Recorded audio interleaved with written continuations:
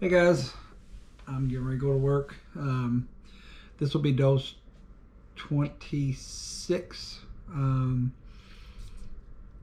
26, and I've lost 16 pounds or something like that. So anyway, not hungry at all.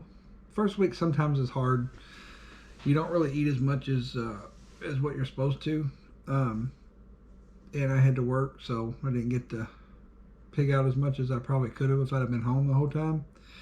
So I could have went to KFC and all kinds of other things, but not really that hungry right now at all. I'm not tired, so I'm going to take this and go to work, and then I will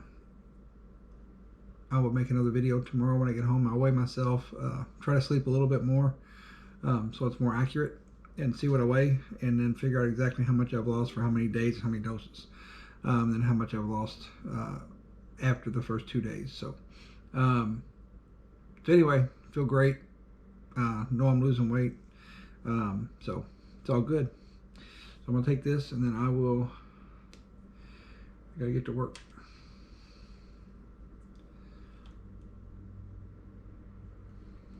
All right, so I will see you guys in the morning.